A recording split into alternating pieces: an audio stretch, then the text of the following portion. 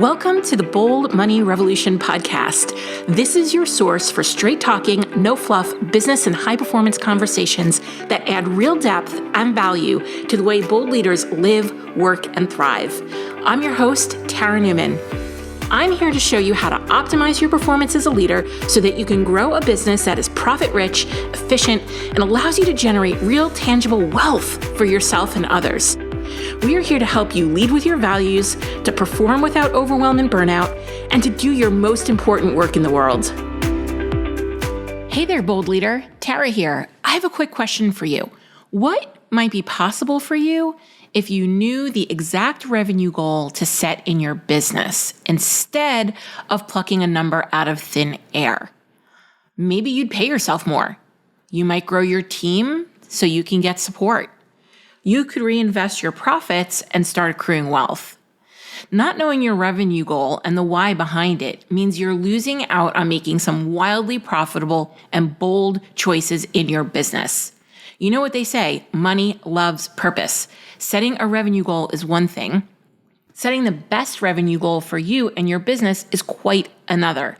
Knowing how to set a revenue goal that has meaning and purpose to you is what will make you a financial powerhouse. It will also keep you out of social media comparison-itis because you shouldn't give a flying fiddly fart what your Instagram neighbor is making if it's not going into your bank account. If it's not going into your bank account, it's just noise keeping you from focusing on what will make an impact on your family. We have created a free calculator that's simple and easy to use, and that's your first step in setting your very own revenue goal. Ready to give your dollars a job? Set a revenue goal right now with our revenue goal calculator. Head on over to theboldleadershiprevolution.com/revenue or text revenue to 415-528-7403. That's text revenue to 415-528-7403. You even get guidance from me on how to use it. So head on over to get started and I'll be there walking you through step by step.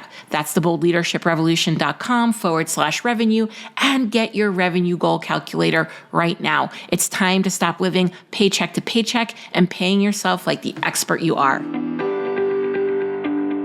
Hey, everyone. This is Tara Newman, your host of the Bold Money Revolution podcast. And today I am here with friend of the podcast. She has been back every year for the last few years, Jacquette Timmons. Hey, friend. Hello, my dear. How are you? I'm so excited to have you here. We're making this an annual retreat for us. I totally love it. I think this might be your fourth time on the podcast. I think so, yeah. Yeah. And it's always such a joy to have you. And I always receive the best feedback around having you on and hearing two women talk about money and economics and things that I guess maybe aren't talked about in more female spaces all the time. Yes. Yeah. Well, I love being here and I love nerding out with you on such topics. So tell everyone, so Jacquette is a financial behaviorist. Yes. Jacquette, tell everybody what a financial behaviorist is. As a financial behaviorist, I am helping people navigate complex financial decisions by looking at their behavior, their choices, and the motivations behind them. And it doesn't mean that we don't respect them, because absolutely we do. But I've just come to really, really appreciate how much it is the case that none of us, whether it's on the personal side or the business side, makes financial choices in a vacuum. And so we need to understand the why so that we can give some context to the choices that we're making and be in a better position to evaluate of the options that are available to you, even when you don't like them, which ones are quote unquote right and which ones might not be so right for you right now. Right. And acknowledging that as human beings, we don't always make logical or rational decisions about money. Yep. And when we know that, when we understand a little bit about what our biases are, I think that it actually does help us make more rational, logical decisions. Yes. So one of my favorites that always comes up for me as an example, and Jacquette, I hope you get a good laugh at this, but like we put money away for peace of mind and for, say, emergency, whatever you want to call it, right? Mm-hmm. And then we don't actually like to take the money out of that account when it's needed. Oh, interesting. So that's a cognitive bias, right? Where we don't want to actually take the money that we've saved and use it for the thing we've saved it for. Yeah. So does that mean that you want to earn it? So it shows up in a couple of ways for me. It's actually one of my more popular ones because I am a good saver and I do specifically have things that I save for. So for example, one example of this is we have a sinking fund for the dogs. I talk about this all the time. It's my favorite fund where we self-fund our dog insurance. Yes. So that like we have money here and if we ever need it for a vet visit, but it's also there for grooming needs or to board them so we could take a vacation because, when you get a dog, there's a lot of expenses that come along with it that you don't realize you have. Right. And I've got 3 dogs, which is like, I know I adopted a third. Jacquette's like, wait, what happened? I've been there. I only saw 2 dogs. Jacquette's like, when I was there in August, you only had 2. Like, yeah. So yes, this was not my best decision in life. This was not my best life decision, but I now have 3 dogs. They are expensive, even things for boarding. So I have this dog fund and then I get them groomed every month and I'll use my monthly, just my regular money. I won't take it out. I'm like, oh, well, I don't want to take it out of there, even though that's what it's for. I don't have to. So I'll leave it right in there. Or even when like last year, I went hog wild investing for the last 2 years. I've put a lot of money into the market. And then I realized I didn't necessarily leave myself with the best cash flow.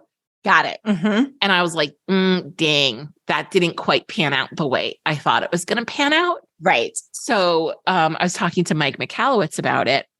And I said, oh, yeah, I kind of messed up my cash flow. And he's like, well, what'd you do? I was like, well, I'm not like, I put too much in the market. And he's like, take it out. And I was like, no. Right?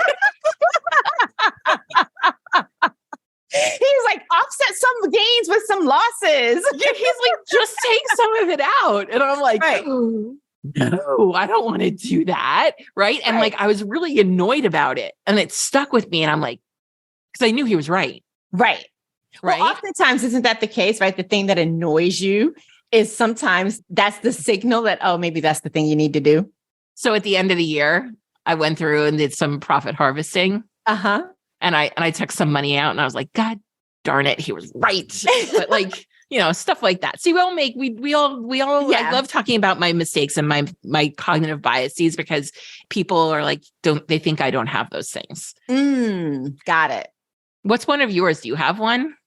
Well, we share in the same vein of if I might need to take something out from my business savings account, and I know the money is there, but I would rather figure out, well, can I earn it first and pay for this thing that I want to do from earning it as opposed to taking it from savings? So that would definitely be a cognitive bias. Yeah. I mean, I definitely have it. I've definitely trained myself to default from either I'll put it on credit or I'll take it from savings to I'll just make more because I feel like that's a more abundant place to be from. But then we have to look at it to say, okay, is this putting unnecessary pressure on me? Right? Yeah. It might be. She gets like, I'm good with the pressure. But I think, one of the things you always talk about, especially in the Bold Profit Academy, is are you being disciplined about your sales activity? And so I think sometimes when you put the pressure on yourself to earn it, as opposed to, I know it's in the account that I've have designated for it, let me take it from there, is that it then prompts you to say, well, have I done all my sales activities? Yeah, that's good. It's like a come to Jesus moment. Yeah. So Jacquette and I were pre-gaming and catching up and kind of thinking through what we want to talk about and what's relevant in this weird and wild time where Jacquette talked about uncertainty being amplified. I really liked that perspective because it's like, are we in a recession? Are we not in a recession? Are we getting a recession? Are we not getting a recession? And I personally think that we have too many headlines and not enough people reading the actual articles. Yeah. And we're creating more economic uncertainty from acting from fear and a lack of knowing. Yep. Than maybe anything else. So I was going to say, Jacquette, here's the mic. What do you think? And she's like, I totally agree. So while you were talking, I just went to go and look at where the market is right now as we speak, right? So it is down 333 points. And yesterday it was up 300 yeah, right? It's been up the last few days. The volatility of that. And, let me just be really clear. Tara and I know this, but for anybody else who doesn't, the market is not the economy. No, there are actually like 17 or 18 factors that actually define what our economy is, and the stock market being one of them, except for what Jacquette is going to tell you right now. It's a measure of where people are emotionally, right? Yes, it's rich people's feelings. Yeah, exactly. But it's rich people's feelings, but it's also the money managers who are managing even perhaps the not so rich people's money in their retirement account, whether it's their 401k, 403b, thrift plan, et cetera, et cetera.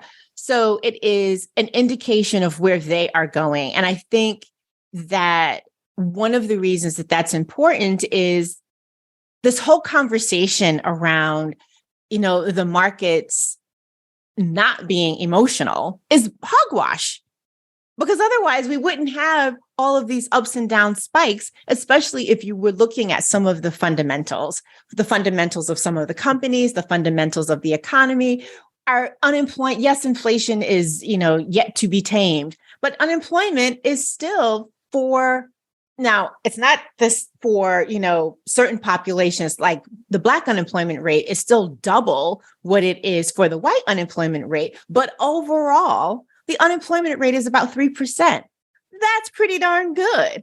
And so if you are only skimming the highlights and the headlines and only reading that, you would actually think that we were about to just be like in bunker mode.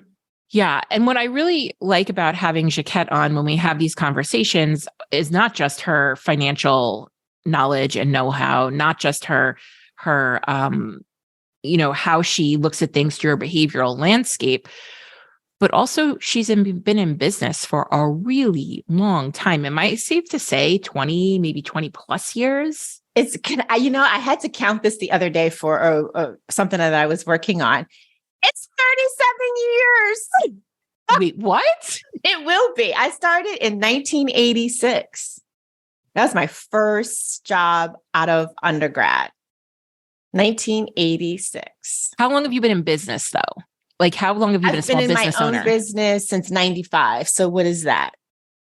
I can't do that off the top of my head anymore. Oh, I can. That's 28 years. Okay. So I started dating my husband in 95. Oh, that's great.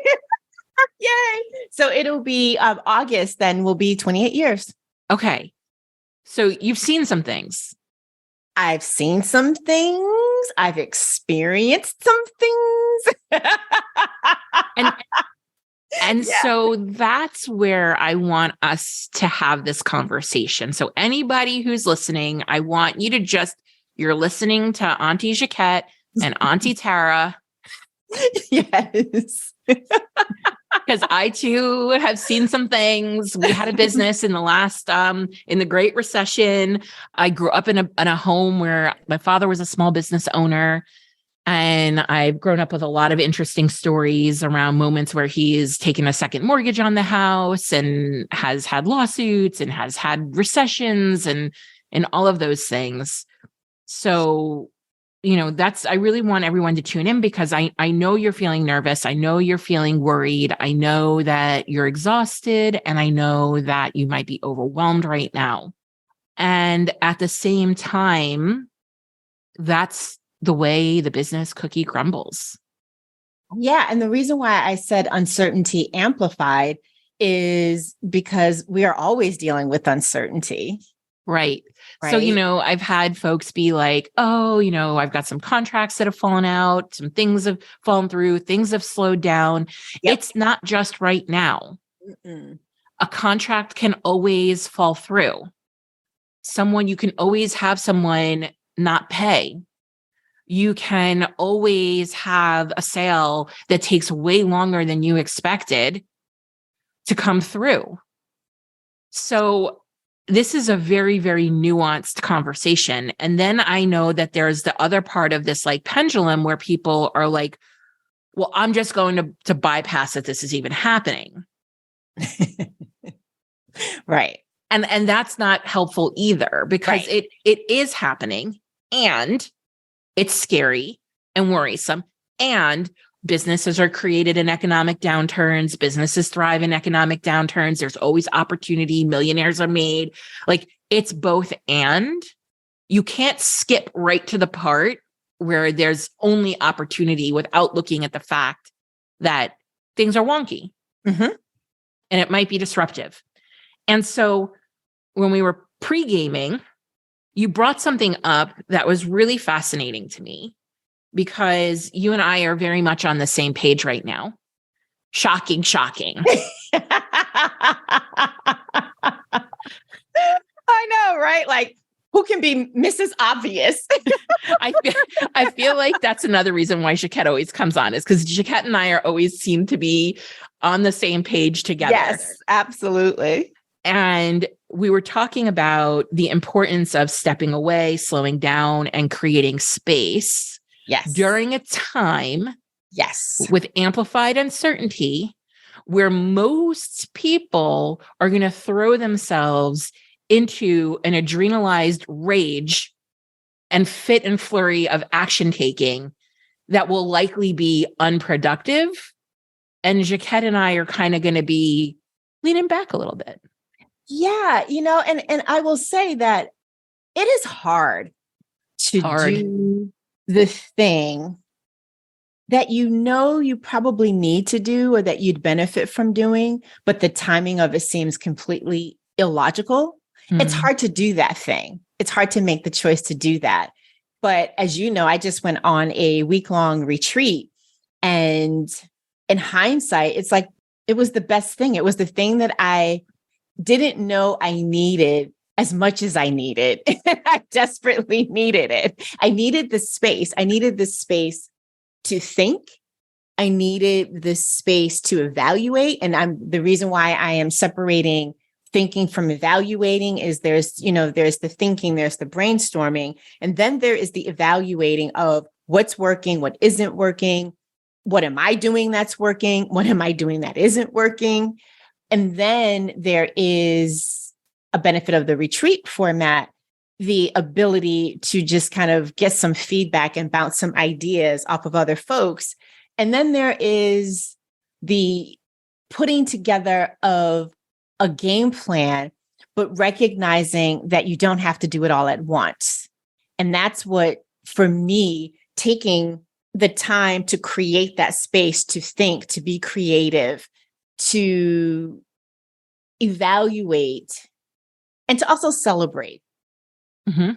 Because I think sometimes we are so, as business owners, as founders, we're so understandably so in action, moving something along, moving the team along, moving the pipeline along, moving the progress that you're making with the client along.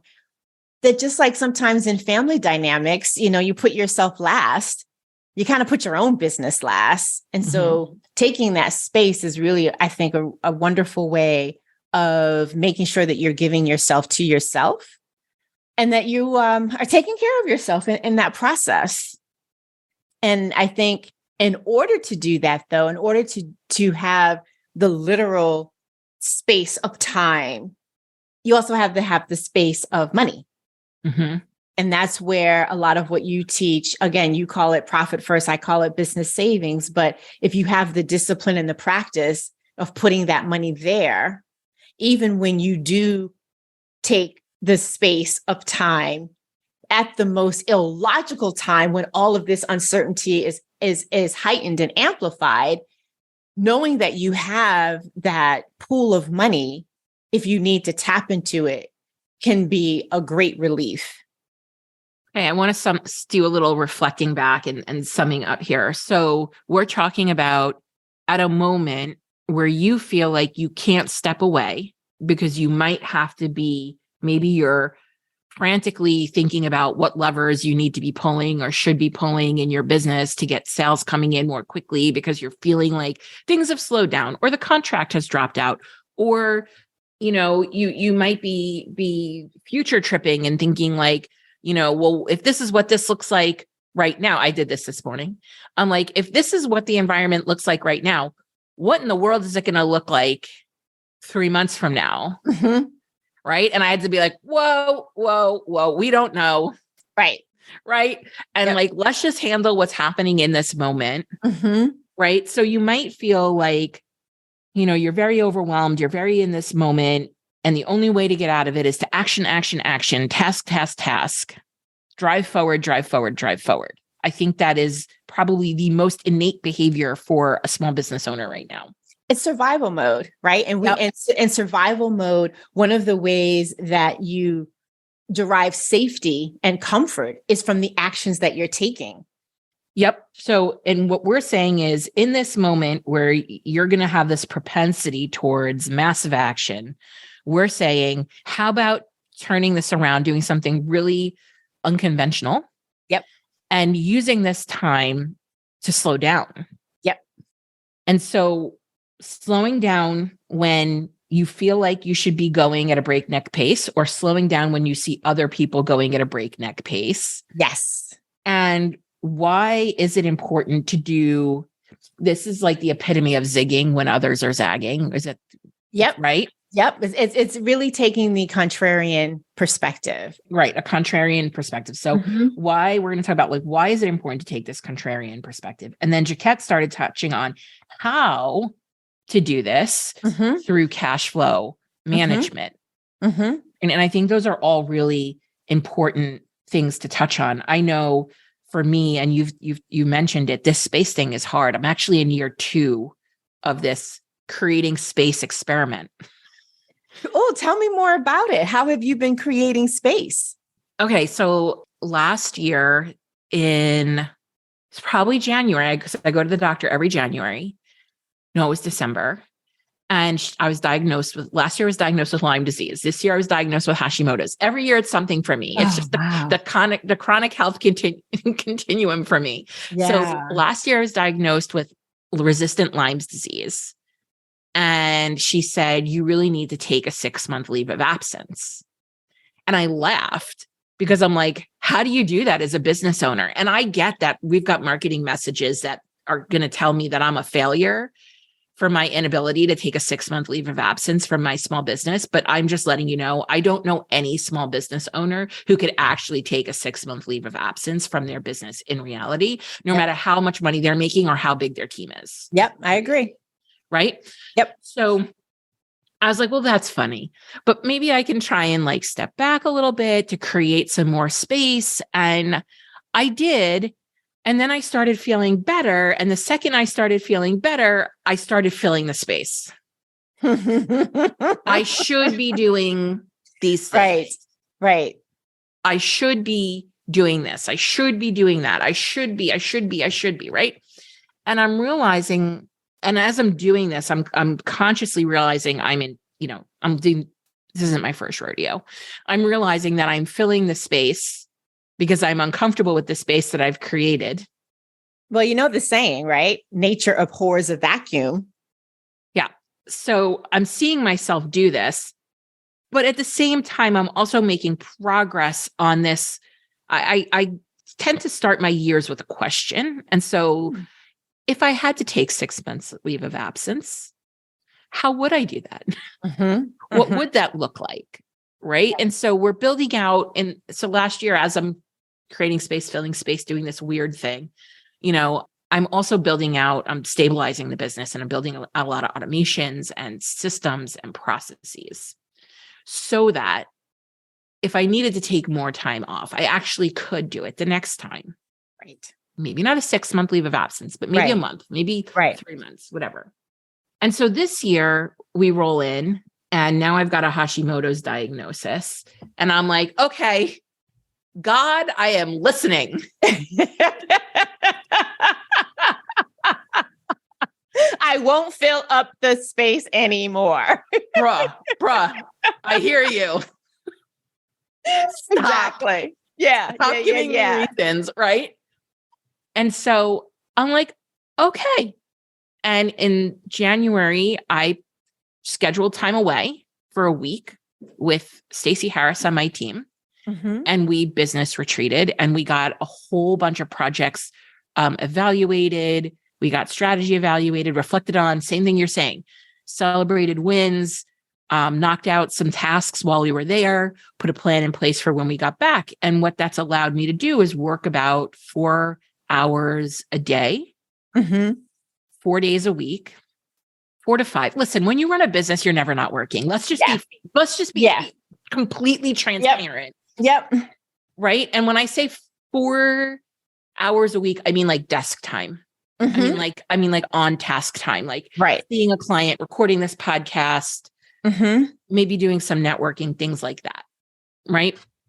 And I've got about a week a month where we've completely blocked that out. And it's pretty much retreat time once a month. Again, I don't want to give the illusion that I'm not necessarily working. I also don't want to give the illusion that I'm hustling. It is neither or. It is, you know, it could also be viewed as doing a different kind of work, right? So maybe on that week where you've blocked, maybe that's, the week where you're not talking with clients or talking with prospects, but you're doing other kinds of work. It just gives me a lot of different energy. Yeah, it gives me space. It gives me space to process. It gives me space to think. Usually a good couple of podcasts come out of me. I get feel more creative, that kind of a thing, right? And so I am working, though, way less. I am efforting way less. I am not doing certain things that I've done in the past. I am, dare I say, bare minimuming it right now. Because here's why. And then I want you to share. It is taking a little more energy to do business right now. Is it taking more energy, or is it? So yes, it is taking more energy, but is that because it feels different now versus even 2 years ago? So when I say it's taking more energy, things like, if we think about our lead generation as a stool, I was talking about this in the Bold Profit Academy yesterday. If we think about our lead generation as a stool, and it's got 4 legs, and we need to have 4 solid ways that we generate leads in our business. When times are good, my stool's not on even footing, right? Like I am like 1-2 legs of the stool that I'm focusing on, right? They're working, it's coming in. And we're not at the place where things aren't working. We're at the place where things are working. They're working a little more slowly, but I also don't want to get to the place where they're not working. Right. So I'm now focused on these other two legs of the stool. One of them being local networking and connection. Yeah. So you now see my lovely face in a Starbucks a few days a week, right? Whereas maybe like I hadn't done that before. Right. I shouldn't say I haven't done that in a while. Right. So that's taking a little more output.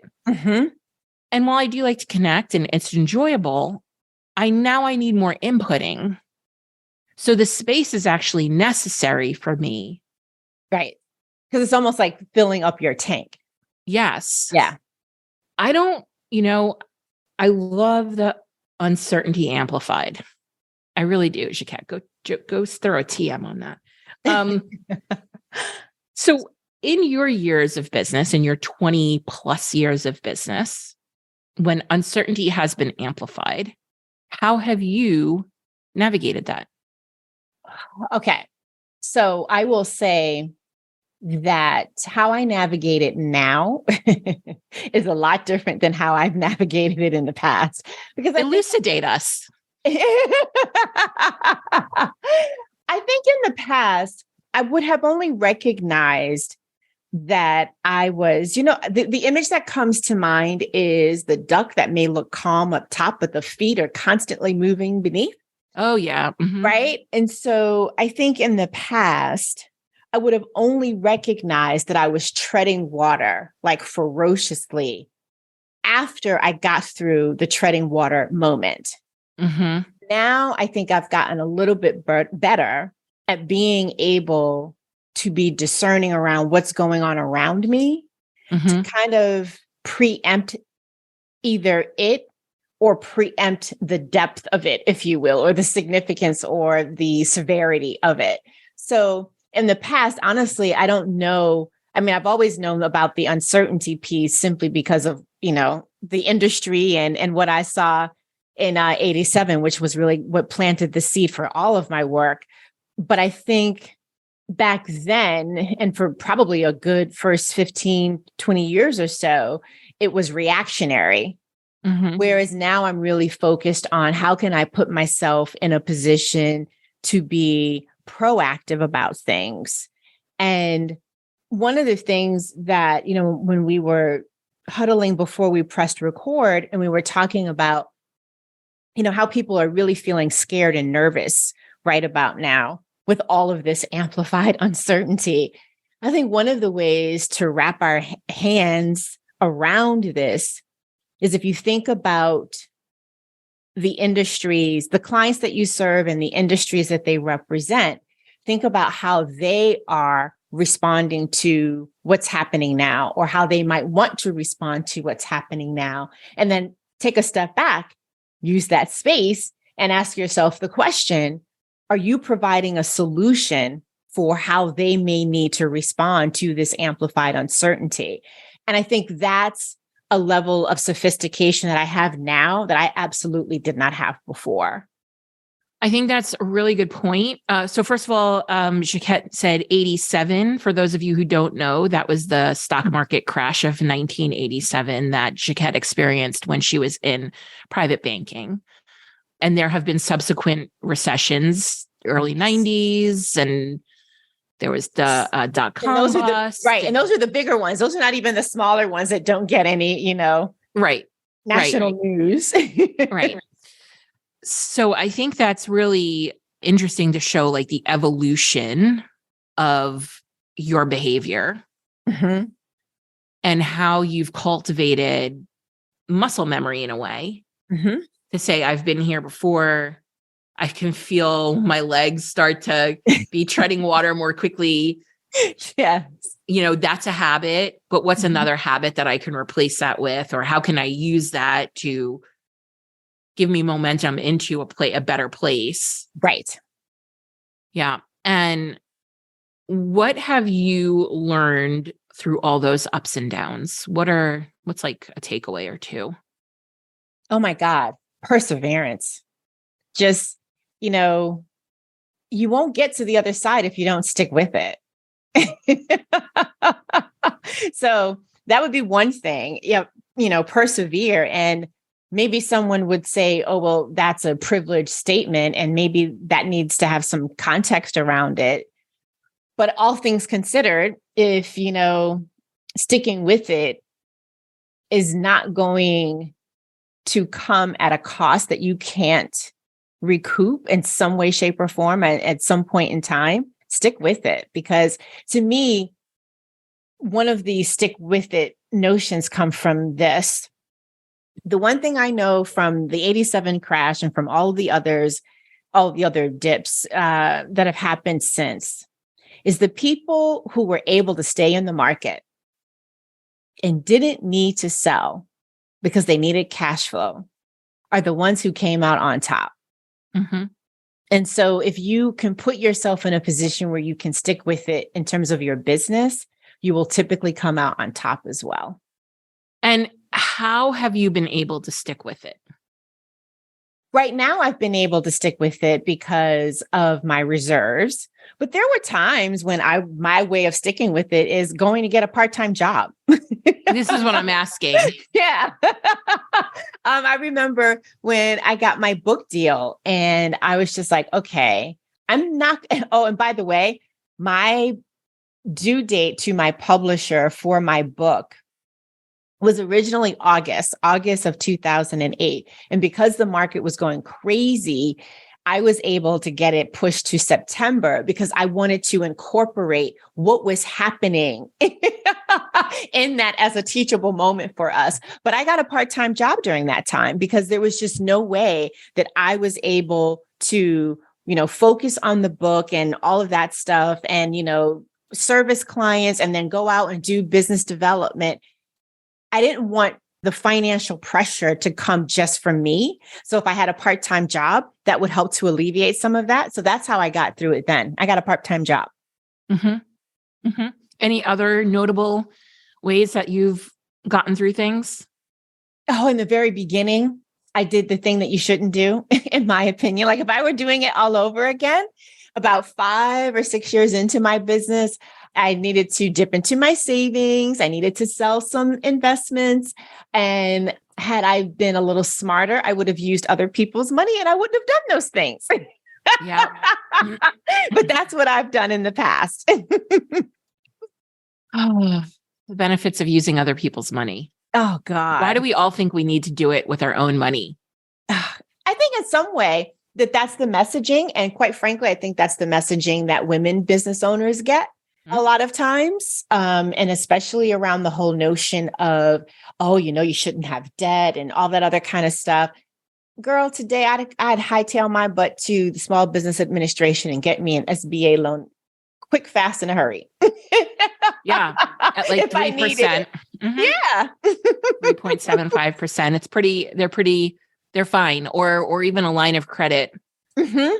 Sometimes it depends, whether a loan is better or a line of credit's better. It depends on what you need it for. I like lines of credit as being proactive because you can get one like when the economy, when lending is good, go get yourself a. And by the way, I think they're still writing lines of credit right now. So that's another sign that the economy isn't, terrible.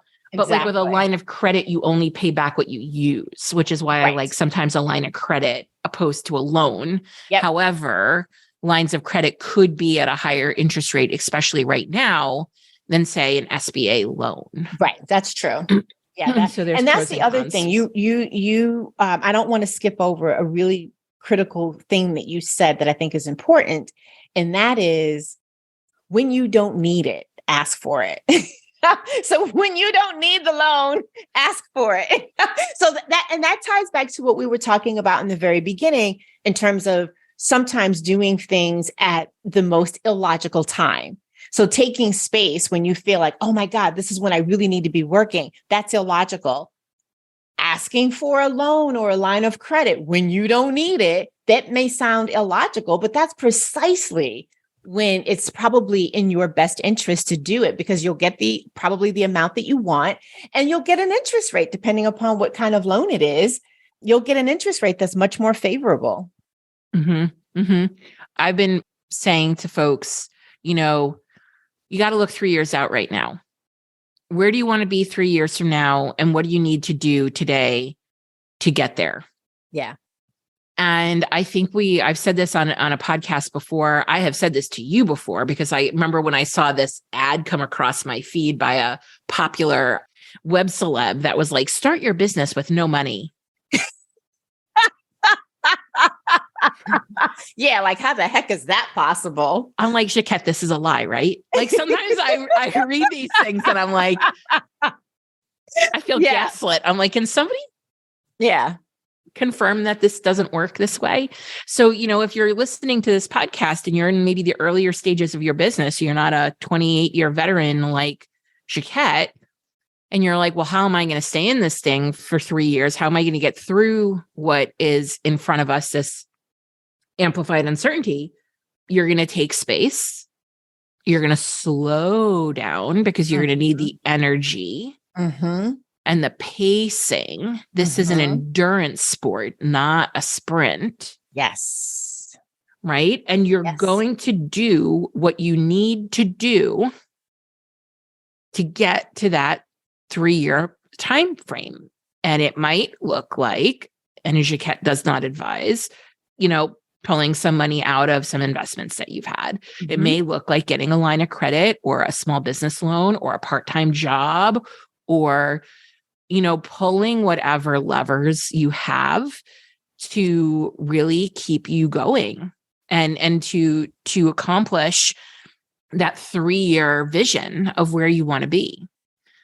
Jacquette, there's got to be some intersection here for you around being a Black woman. Absolutely. And I don't want to not address it. So yeah. I know that you and I have spoken, and there's this working hard thing, right? Mm-hmm. That's kind of a challenge to put down. Oh, it's the working hard. That's a challenge to put down. It is doing it alone, right? I got to do this myself. It is, I think one of the reasons for not going the loan route is I didn't want to be rejected. Mm-hmm. And I knew that there's a strong possibility because we know historically, like so many things are systemic. We know historically how a very qualified Black person, whether it's for a business loan or for a home mortgage, will get denied, even though they've got all of the qualifications, they've got the, the resources, the high credit score, et cetera. So I don't know if I would have, in hindsight, I'm only able to say, oh, I probably didn't do that because I don't know if I thought that initially, but I'm pretty sure that was one of those silent things in the back. Like, oh, I don't even want to be bothered because I know what the typical reaction or the typical answer is in situations like this, especially because, I had a track record of starting a business, but that was inside a large investment firm. That wasn't on my own. So, and I didn't have, it's not like I came from a family of means and we weren't rich, we weren't poor, but I didn't have assets to put up as collateral, if you will. So I knew what I didn't have. And only in hindsight can I say that I think one of the reasons why I didn't go after certain things is because I'm like, we'll know how that turns out. Mm-hmm. So there's always the intersection of being Black and being a woman. And I think also now I would say even being a woman of a certain age, because when I started my business, I was 29. Mm-hmm. And so that youthfulness was not really in my favor when you think about it. And I was starting at the time, that's when I was managing money. I was starting an investment firm. Mm-hmm. So I had all the things. I had all of the things that I was naive about that I shouldn't have been naive about. And look at you now. And look at me now. Yeah, so true. But the intersectionality of it all absolutely plays out. Yeah, even with the taking rest and not overworking and being worthy of taking a break and pausing and self-caring and all those things. Absolutely. And that whole thing of feeling like it's not just a privilege to do that, but that it is something that you really need to do. Yeah. That makes sense. Yep. So, I have a process of sorts, when times get a little amplified in their uncertainty. And that is, I'm going to give my take and then I want your take and then we'll wrap this up and roll us out. So my take is I need to do whatever I need to do to keep the business running and moving forward because that is my livelihood. If I don't have the business in 1 year, 2 year, 3 years from now, then I don't have income. Right. So when things, honest to God, regardless of what is happening in the economy, my husband and I, also a business owner, are always looking at our personal life and our personal expenses and our personal goals and desires and saying, what needs to happen here so that the business thrives? So do we need to make some adjustments personally so we can keep more money in the business we can invest in something in the business, even though it seems like an odd time to invest in the business, or even how will I be investing in myself this year, having a plan for investing in myself because I am the business, even though this may not be my best revenue year. Mm-hmm. So what do we need to shift personally, because we have more control over that than we necessarily do over the business. And for John and I, we're always kind of, and this is interesting for you because, you're a single income, I'm a dual income. Mm-hmm. For us, we're looking at things like, well, his business, his industry is really on fire right now. And there's a lot of growth there. Mm-hmm. And that's putting a lot of strain on him and me in giving him the backup so that he can go and manage the growth in his business. And how am I going to be showing up in my business? And how am I going to be making sure that my business is going to be continuing and thriving and those things? So it's like a real interesting, intricate dance that we have going on right now. Mm-hmm. But it all starts with, what does this lifestyle look like? Mm-hmm. What shifts may we need to make? What Mm-hmm. shifts may we need to evaluate in 6 months? And then what's the revenue that's got to happen in the business? How do I invest in myself? How do I keep that going? It's not how do I cut back in the business Mm-hmm. so I have more personally. I do the opposite, Mm-hmm. I guess, which probably seems a little counterintuitive to people. But where are you on that? So I'll tell you where I am on that. But one thing I just want to point out is oftentimes, especially when we're thinking about the economy, what we are feeling right now or what's being talked about in the market, that's a lag, right? That's what we're talking about. We're having this conversation in March. It's based upon what's been happening, December last year, January and February, and now it's showing up in the numbers. So I just want to point out the fact that we have to be really mindful that we're not just responding to what's being presented to us. That's a lag effect. Mm-hmm. And that we're also being mindful of what could happen. And so I also want to just point out how I appreciated your 3-year timeline as opposed to 5, because 5 years can seem really gargantuan, even though it's a small number, but 3 years can seem a little bit more manageable. In terms of answering your question directly, it's interesting because you've heard me say this before in terms of every expense needs to fight for the right to be on your income statement. And I apply that personally and professionally. And I've been spending more on my business expenses. Like I've been amping up in terms of getting more support. And again, that may seem illogical given everything that's going on, but I've actually let it be okay that my expenses have gone up, especially relative to last year. And while my, oh, hell year number is what it is, I'm also thinking about, all right, well, what if I just hit last year's revenue number? Like that could be okay too. So what does it look like?